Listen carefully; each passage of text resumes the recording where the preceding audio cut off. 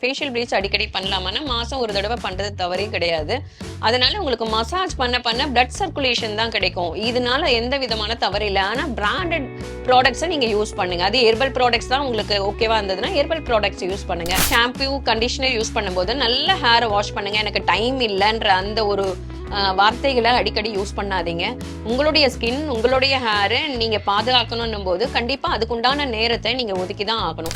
Parlour வந்து தான் maintain பண்ணணும், பார்லர் வந்து தான் செலவு பண்ணணும் அப்படின்னு நாங்கள் யாரையுமே வற்புறுத்தது இல்லை. ஆன்லைனில் வாங்கினீங்கன்னா உங்களுக்கு வந்து அந்த டூப்ளிகேட் ப்ராடக்ட்ஸ் கிடைக்கும். அதில் வந்து எக்ஸ்பைரி டேட்டை மாற்றுவாங்க, ஸ்டிக்கர்ஸ் மாற்றுவாங்க. அப்போ உங்களுக்கு வந்து ஒரிஜினல் ப்ராடக்ட்டை கம்மி ரேட்டில் அங்கே கிடைக்குதே மேடம், நாங்கள் அங்கே வாங்கக்கூடாதா அப்படின்னு கேட்குறாங்க. வாங்கி யூஸ் பண்ணவங்க திரும்பியும் ஸ்கின்ல ப்ராப்ளம் ஆகிட்டு ஹேரில் ப்ராப்ளம் ஆகிட்டு எங்ககிட்டயே வந்து திரும்பி கேட்குறாங்க. ஸோ நாங்கள் சொல்லும் போது அந்த அட்வைஸை நீங்கள் கோ த்ரூ பண்ணிவிட்டு அதே மாதிரி வீட்டில் மெயின்டைன் பண்ணிங்கன்னா எந்த விதமான பிரச்சனைகளும் வராது.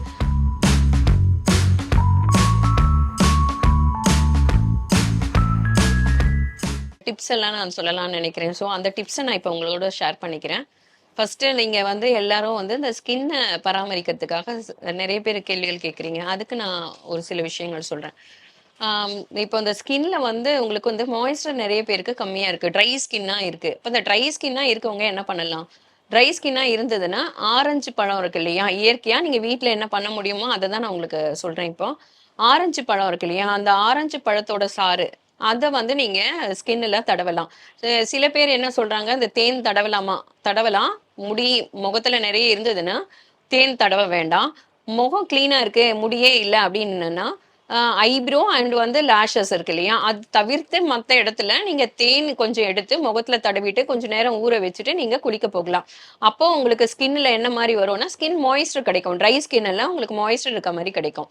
அப்புறம் எவ்ரிடே மாய்ஸ்சரைசர் யூஸ் பண்ணலாமா? கண்டிப்பாக யூஸ் பண்ணலாம். ஆயிலி ஸ்கின் டோன் இருக்கிறவங்க மாய்ஸ்சரைசர் யூஸ் பண்ண வேண்டாம். ட்ரை ஸ்கின் டோன் இருக்கிறவங்க மாய்ஸ்சரைசர் யூஸ் பண்ணுங்க.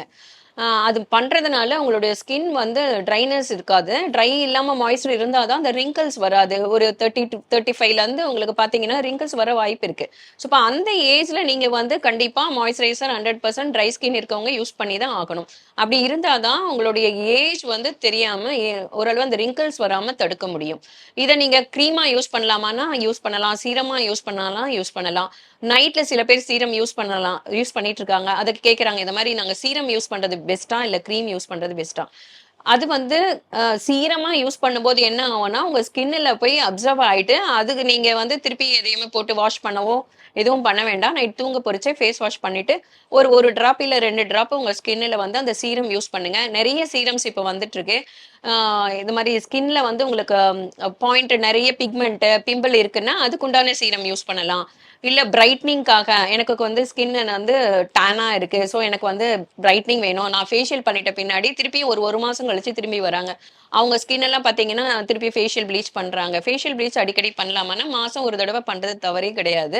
அதனால உங்களுக்கு மசாஜ் பண்ண பண்ண பிளட் சர்க்குலேஷன் தான் கிடைக்கும். இதனால எந்த விதமான தவறு இல்லை. ஆனால் பிராண்டட் ப்ராடக்ட்ஸை நீங்க யூஸ் பண்ணுங்க. அது ஹெர்பல் ப்ராடக்ட்ஸ் தான் உங்களுக்கு ஓகேவா இருந்ததுன்னா ஹெர்பல் ப்ராடக்ட்ஸ் யூஸ் பண்ணுங்க. பிக்மெண்ட் சீரம், அதுக்கப்புறமா வந்து பாத்தீங்கன்னா ஆன்டி ஏஜிங் சீரம், இந்த மாதிரி சீரம்ஸ் இருக்கு. அது எவ்ரிடே சீரம்ஸ் நைட்ல யூஸ் பண்ணலாம்.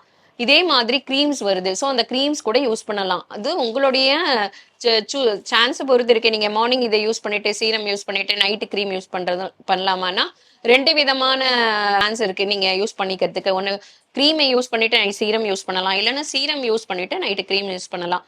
நான் என்ன சொல்றேன்னா நீ க்ரீமை யூஸ் பண்ணுங்க, அதுல SPF இருக்கிற மாதிரி க்ரீமை யூஸ் பண்ணிட்டு நைட்ல சீரம் யூஸ் பண்ணுங்க, அது பெஸ்டா இருக்கும். ஸோ இதை தவிர்த்து வேற என்னன்னா, இப்போ ஹேர்ல நிறைய பேர் வந்து ஆயில் அப்ளை பண்றாங்க. ஆயில் ரெகுலர் அப்ளை பண்ணலாமா அப்படிலாம் கேட்குறாங்க. ஆயில் ரெகுலர் அப்ளை பண்றதெல்லாம் இப்போ இருக்கிற இந்த சீசனுக்கு ஒத்து வரல. ஏன்னு கேட்டிங்கன்னா நிறைய பேருக்கு இதனால வந்து உங்களுக்கு டேண்ட்ரஃப் கிரியேட் ஆகுது. ஏர் வாஷ் பண்ணும்போது நல்லா ஷாம்பு கண்டிஷனர் போட்டு வாஷ் பண்ணுங்க. ஷாம்பு யூஸ் பண்ணிட்டு ஏர் வாஷ் நீங்க நல்லா பண்ணலைன்னா கூட அதுல கூட உங்களுக்கு ப்ராப்ளம் வரும். ஹேர்ல கிரே ஜாஸ்தி வரும். அதே மாதிரி உங்களுக்கு ஹேர் நிறைய கொட்ட ஆரம்பிச்சிடும். So better shampoo conditioner use பண்ணும்போது நல்ல ஹேரை வாஷ் பண்ணுங்க. எனக்கு டைம் இல்லைன்ற அந்த ஒரு வார்த்தைகளை அடிக்கடி யூஸ் பண்ணாதீங்க.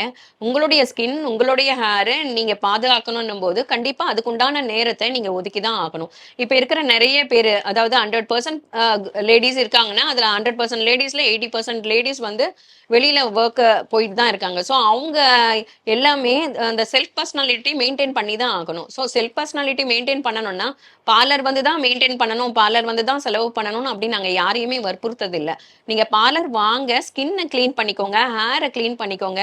ரெகுலர் வீட்ல உங்களால என்ன அளவுக்கு ஸ்பெண்ட் பண்ண முடியுமோ அந்த அளவுக்கு ஸ்பெண்டிங்க நீங்க உங்க வீட்ல இருந்து கூட, வீட்ல இருக்கிற பொருள்களை வச்சோ இல்ல வந்து இந்த மாதிரி ப்ரொஃபஷனல் ஹோல்டர்ஸ் கிட்ட கேளுங்க, அட்வைஸ் கேளுங்க. அவங்க உங்களுக்கு ரெக்கமெண்ட் பண்ணுவாங்க.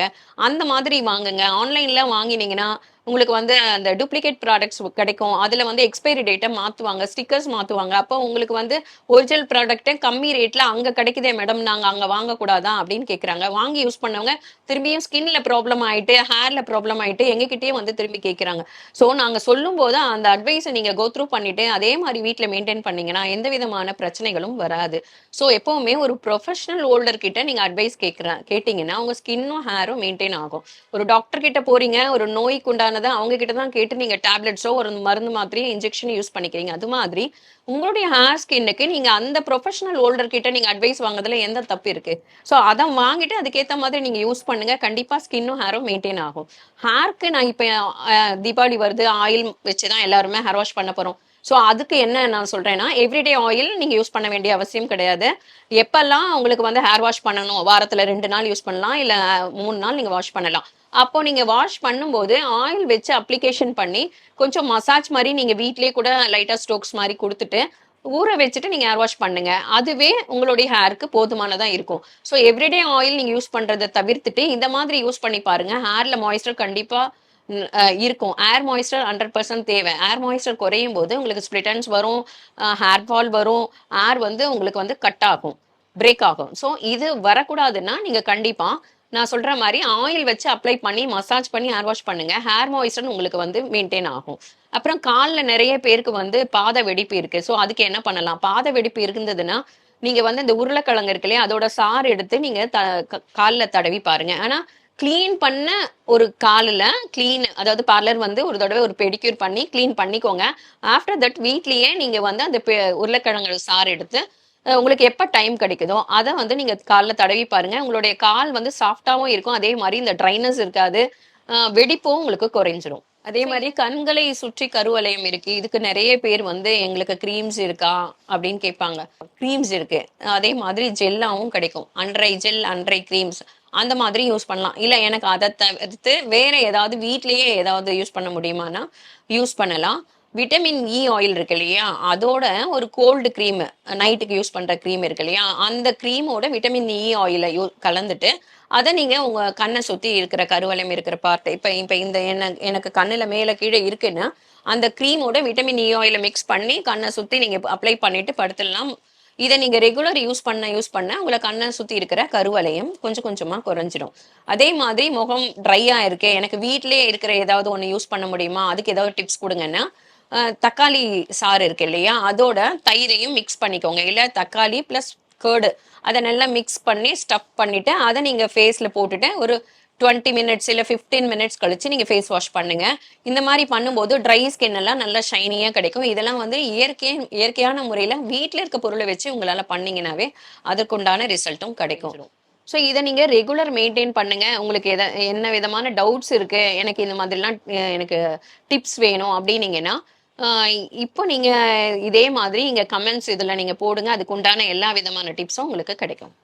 ஸோ ராணி நேயர்கள் இவ்வளவு நேரம் பொறுமையா நான் பேசினது, என்னோட டிப்ஸ் எல்லாம் நீங்க கேட்டிருப்பீங்க.